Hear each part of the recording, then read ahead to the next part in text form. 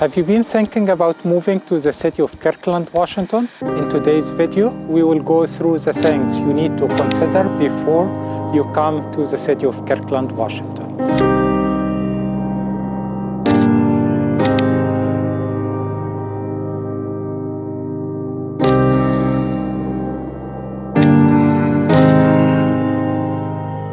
My name is Sherief. I am a licensed real estate agent.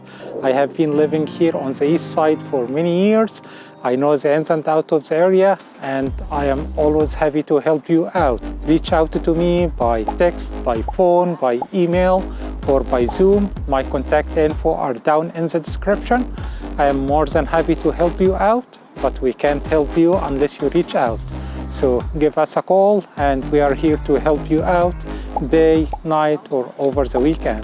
And now we will start our countdown for the things you need to consider before coming here to the city of Kirkland, Washington. Number 6, nightlife.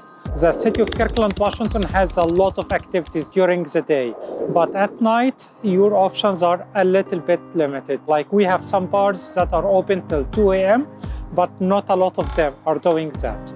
For example, right now we are at the village at Totem Lake, and as you can see here, we have Nordstrom Rack, we have Ross, we have Trader Joe, we have restaurants, we have shops, we have cafes, so we have a lot of options, but the vast majority of them are getting closed like 9-10 p.m. max, and you have very limited option with nightlife. So if you'd like to spend your night every single day on the bar, you may need to reconsider living in the city of Kirkland. But if it is just gonna be like once a week, for sure, the city of Kirkland might be a very good option for you. Number 5, weather. The city of Kirkland, Washington is a typical Pacific Northwest city. Days in the summer are pretty long and warm, and the days in the winter are pretty short and rainy. Temperature in the winter is between 30 and 40 degrees in January, and the temperature in June, July is between 60 and 70 degrees, and it will rarely go above 90 degrees during summer, which is amazing if you like to have the 4 seasons, if you don't like extreme weather, like you don't like very cold weather in winter, in January, and you don't like very hot weather during the summer. Kirkland might be a great fit. You can enjoy the mild weather without extreme cold or extreme hot. As you can see, right now we are in December and we have a sunny day. So whoever is telling you that every single day in the winter is rainy, this is not true. And we typically don't wear very heavy jackets, just like a sweater, light jacket, rain jacket might be good enough for you, and you don't need more than that because it doesn't get very cold, and we just got used to the rain because we have been living here for many years. There is a lot of activities you can do in the city of Kirkland, Washington, whether it is summer or in winter. Right now we are in Marina Park. It's very, very close to downtown, and you can do paddleboard, you can do kayaking, you can do swimming, you can do fishing, you can go to the downtown area, literally a block away from here. There is a lot of shops, a lot of restaurants. You can do a ton of activities in the city of Kirkland during summer. And during the winter months, you can also do a lot of activities,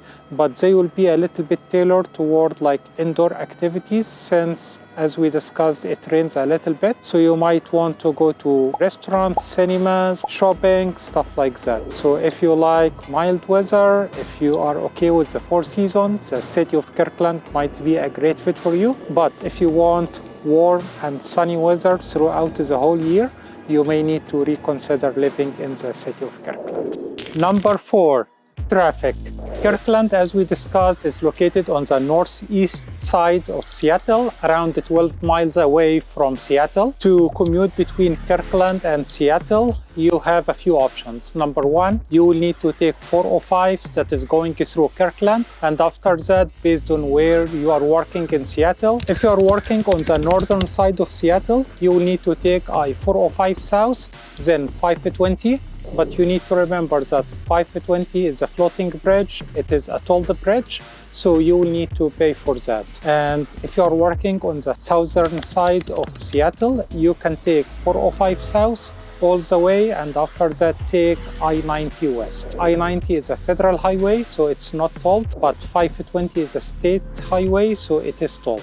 We also need to remember that 405 South has tolls, so you may end up paying tolls on 405 and the tolls on 520 if you are in a hurry or if the road is very congested. As we also discussed, there are some surrounding cities around Kirkland. So we have Bustle, Kenmore, Woodinville on the north, we have on the east Redmond, and we have on the south Bellevue. If you are working in any of these cities, houses in Bellevue and Redmond are a little bit more expensive than Kirkland. So some people are working in Redmond or Bellevue but living in Kirkland. So you will still need to commute between Kirkland and Redmond, Kirkland and Bellevue. Or some people would like to get a little bit better school district than Bustle or Kenmore. So they are living in Kirkland, but they are working in Bustle or they are working in Kenmore. So Kirkland is very well located. It's centered between 5 different cities, but you need to remember that you will need to go through some commute.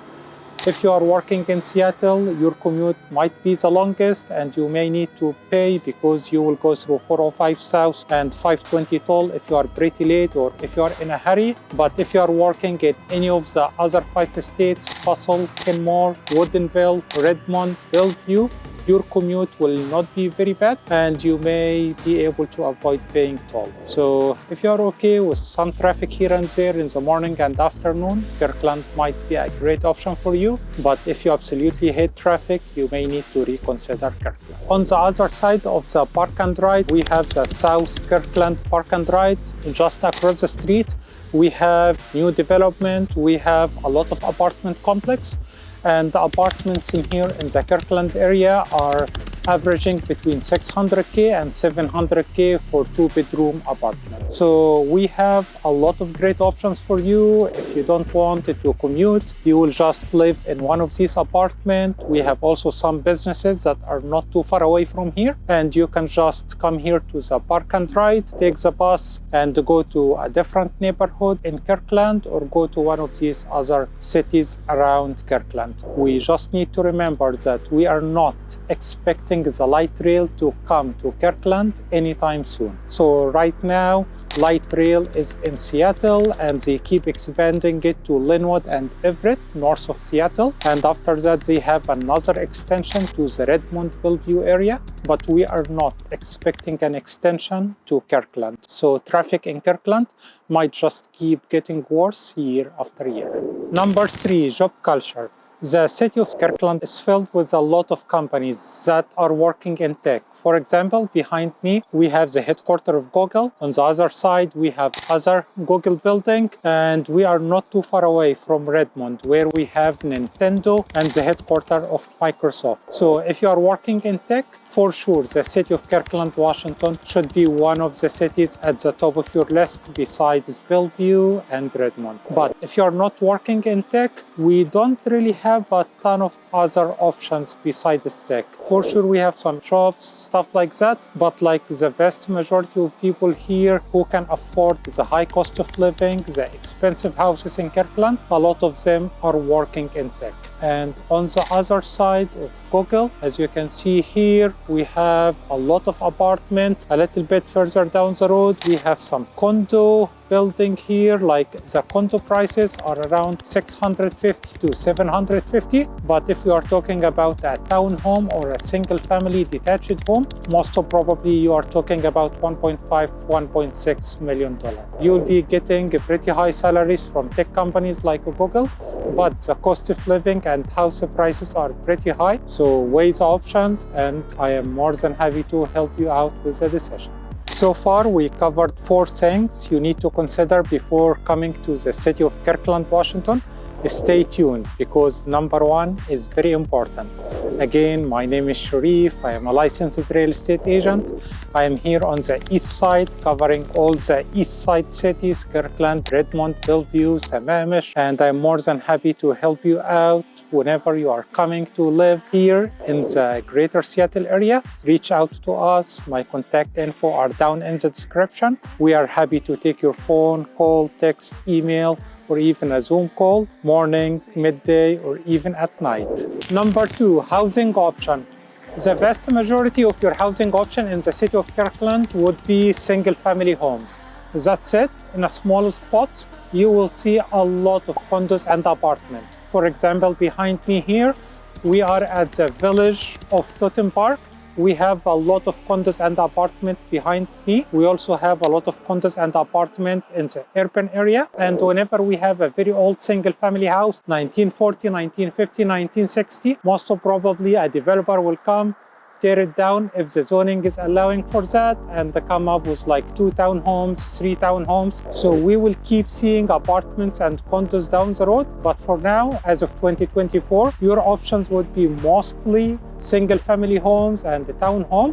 Number 1 on our list, cost of living. It's not very cheap to live in Kirkland. So median home prices in Kirkland are 1.6 million. 1.6 million is just to get a standard 3-bed home in the city of Kirkland, assuming you'd like to get a detached home. If you'd like to get something bigger, like the listing we are in right now, this is not my listing, but this is an active listing on the market. It's 4-bed, 2.5 baths. It's listed for 1.95 million.